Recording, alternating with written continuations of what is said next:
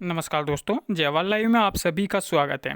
देखिए फ्रेंड्स, आज की इस वीडियो में बात करने वाले हैं सरकारी नौकरी में विकलांगों के आरक्षण के बारे में। किस तरीके से कितना आरक्षण मिलता है, कौन कौन सी कैटेगरीज होती हैं, तमाम चीज़ों के बारे में हम आपको जानकारी देंगे। चैनल पर नहीं है तो चैनल को सब्सक्राइब जरूर कर लीजिएगा, क्योंकि कोई भी गवर्नमेंट जॉब हो उससे अपडेटेड इन्फॉर्मेशन सब इस चैनल पर दी जाएगी। ठीक है, कोई भी फॉर्म हो, कोई भी नोटिफिकेशन आए या किसी भी तरीके की कोई भी जानकारी होगी, सबसे पहले इस चैनल के माध्यम से आप लोगों को दी जाएगी। ठीक है दोस्तों, चलिए बात करते हैं सरकारी नौकरी में विकलांगों का आरक्षण। देखिए किस तरीके से आरक्षण है और कैसे कैसे आपको जो है, देखिए पहले जो आरक्षण था वो 3% आरक्षण था।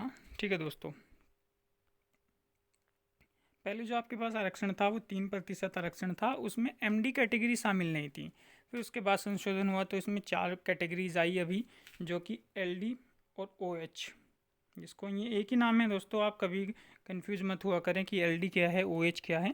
एलडी लोकोमोटर डिसेबिलिटी ऑर्थोपेडिक, यानी कि इस कैटेगरी के अंदर वो लोग आते हैं जो हड्डियों से ग्रसित होते हैं, जिनको हड्डियों से प्रॉब्लम होती है, यानी कि हाथ में, पैर में, या फिर इसमें और भी बहुत सारी कैटेगरी है, जो एसिड अटैक है, जो बोनापन है। ठीक है, वो सब इसी के अंदर दी गई है। ये सबसे बड़ी कैटेगरी मानी जाती है एलडी और ओएच कैटेगरी, क्योंकि इसी कैटेगरी के अंदर सबसे ज़्यादा जो डिसेबल्ड हैं वो लोग आते हैं। और सरकारी नौकरी में जो दिक्कतों का सामना करना पड़ता है, सबसे ज़्यादा इन लोगों को करना पड़ता है। तो इनके लिए 1% का आरक्षण है, यानी कि 1000 भर्ती अगर कहीं पर आती हैं तो उसका 1%, यानी कि 10 वैकेंसीज। ठीक है, 1000 पे 10 वैकेंसीज इन लोगों को दी जाती है। वो कई बार डिपार्टमेंट वाइज कम या ज़्यादा हो जाती है। दूसरी कैटेगरी वीआई। वीआई में होता है विजुअली हैंडीकैप। विजुअली यानी कि जिन लोगों को, ये तो ब्लाइंड है, इसी के अंदर ब्लाइंड आते हैं और इसी के अंदर आपके विजुअली हैंडीकैप आते हैं। अभी देखिए हम आगे और चर्चा करेंगे। जो एलडी कैटेगरीज है उसमें जैसे हाथ में प्रॉब्लम है और पैर में प्रॉब्लम है, दोनों एलडी कैटेगरीज के अंदर आते हैं। ऐसे ही जिन लोगों को जो ब्लाइंड है बिल्कुल और लो विजन है, वो लोग VI category, visually handicap category के अंदर आते हैं। इसमें भी 1% आरक्षण है इन लोगों का। अगली कैटेगरी एचएच कैटेगरी।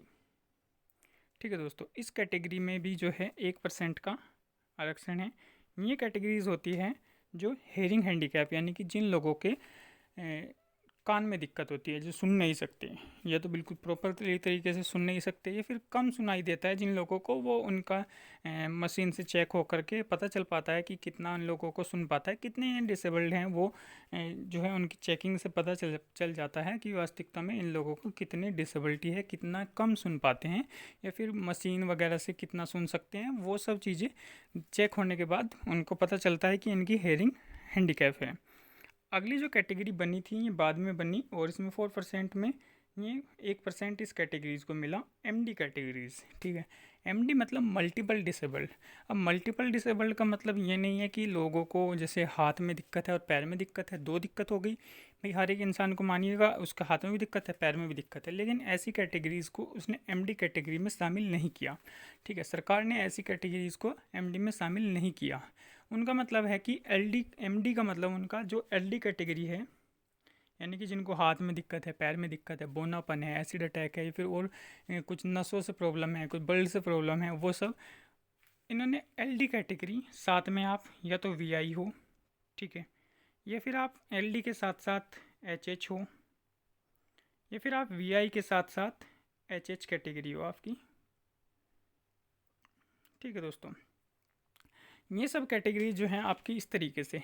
तो दो कैटेगरीज, इनमें से अगर दो कैटेगरीज आपकी होती है तो आप एमडी कैटेगरी में आओगे। ऐसा नहीं है कि आपको हाथ में प्रॉब्लम है या फिर आप बोनेपन भी हो, एक ही शरीर की जो कैटेगरीज एलडी कैटेगरी के अंदर आ गया ना, और उसको यानी कि 2-3 प्रॉब्लम है, भले ही वो एलडी कैटेगरी में शामिल हैं, और सारी उसको इन दोनों से दिक्कतों से ज़्यादा दिक्कतों का उसका सामना करना पड़ रहा है।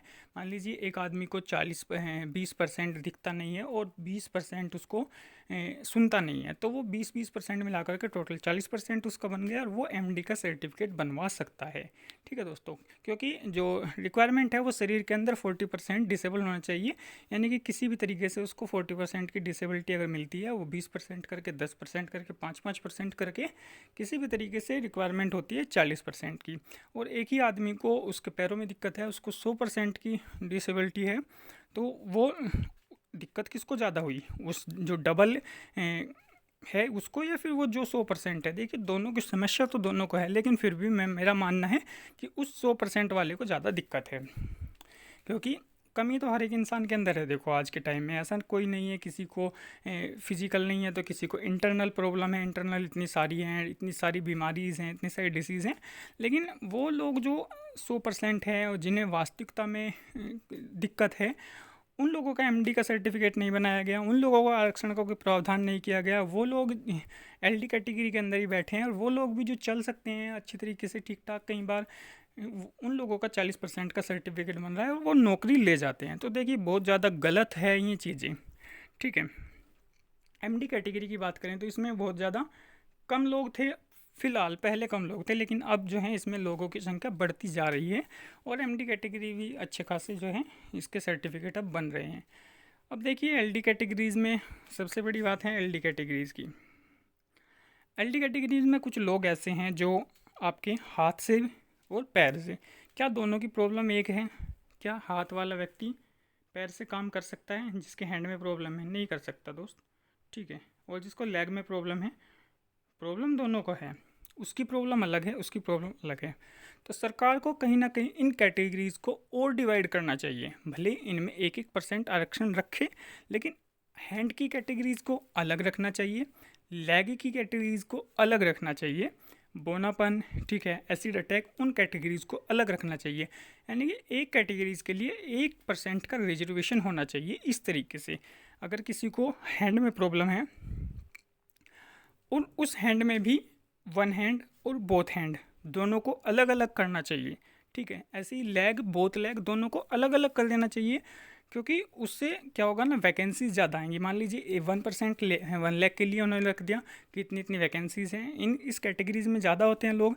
बोथ लेग की प्रॉब्लम अलग है। वन हैंड, बोथ हैंड वाला स्क्राइब ले जाएगा, ठीक है। वन हैंड वाला स्क्राइब नहीं ले करके जाएगा, कई बार उसको उसका राइट हैंड सही होता है, तो वो सारी चीज़ें। अब लेग वाला टाइपिंग कर सकता है, हैंड वाला टाइपिंग नहीं कर सकता। तो इन कैटेगरीज़ को कुछ डिवाइड इस तरीके से करना चाहिए, ताकि पूरा जो हैंडीकैप लोग हैं वो सही तरीके से अपना सिस्टम उनका होना चाहिए कि सही तरीके से वो सिलेक्ट हों।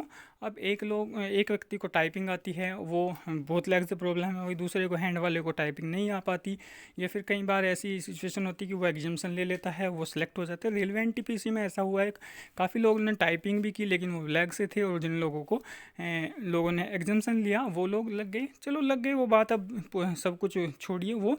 लेकिन मेरा कहने का मतलब यही है कि इन लोग आपस में फिर कहीं ना कहीं मतभेद होता है हैंडीकैप कैटेगरी में भी। तो हर एक कैटेगरी को अलग रखना चाहिए। उससे ये होगा कि हाँ, मेरे साथ तो उसका कंपटीशन था ही नहीं। अगर मान लीजिए मैं किसी वैकेंसीज़ में बैठता हूँ और मैं टाइपिंग नहीं कर पाता और वो एग्जाम्शन ले लेता है, तो मेरी सीट पर वो गया तो मुझे तो दुख होगा। ऐसे ही अगर हैंड वाला टाइपिंग नहीं कर पाता और उसमें टाइपिंग कंपलसरी है और मैं टाइपिंग करके चला जाता हूँ, तो उसको दुख होगा। तो इन कैटेगरीज़ को अलग अलग डिवाइड कर देना चाहिए। स्क्राइब का मामला, एक्स्ट्रा टाइम का मामला, सीपी प्रॉब्लम का मामला, बहुत मामले ऐसे हैं जो आज दिव्यांगजनों को दुखी कर रहे हैं, और लगातार इससे वो लोग जो जेन्युइन हैं वो हताश हो रहे हैं, और जो कहीं ना कहीं ठीक भी हैं कुछ तरीके से। और कई बार ऐसा क्या होता है, देखिए दोस्तों, मान लीजिए मेरी मंशा नहीं थी किसी भी तरीके का कोई फेक करने की, और मैं ऐसा एसएससी सीजीएल में काफ़ी हुआ है, आपने देखा होगा। मैं गया एसएससी का फॉर्म फिलअप कराने, और उसमें मेरे से गलती से स्क्राइब पर यस हो गया, या फिर मेरे से उसमें बोथ हैंड से इस पर यस हो गया।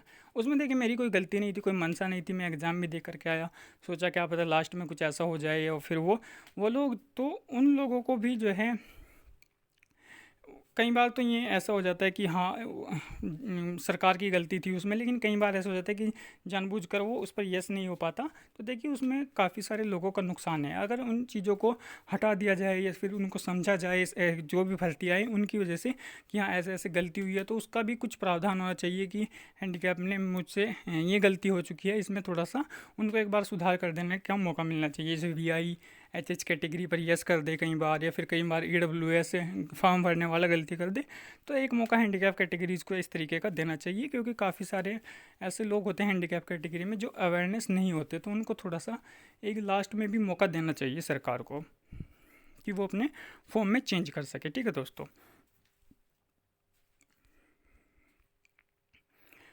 तो यही सब हमारा कहने का मुद्दा है। इसमें आप अपनी राय ज़रूर दीजिएगा। क्या आपका क्या कहना है कि किस तरीके से क्या लोगों को अवेयरनेस हो इस बारे में, और सरकार कुछ ना कुछ आने वाली जो इलेक्शंस हैं उनमें कुछ ना कुछ चेंज करे और हैंडीकैप कैटेगरीज़ का कुछ ना कुछ बेनिफिट हो, तो आप लोग इस वीडियो को ज़्यादा से ज़्यादा शेयर कर दीजिएगा और फिर हम इसके ऊपर और चर्चा करेंगे। आप लोग अपनी राय ज़रूर दीजिएगा, ठीक है दोस्तों। बाकी चैनल पर बने रहिएगा, चैनल को लाइक शेयर सब्सक्राइब जरूर कीजिएगा, क्योंकि इसी तरीके की वीडियोज़ हम आगे भी आप लोगों के लिए लेकर के आएंगे। धन्यवाद दोस्तों।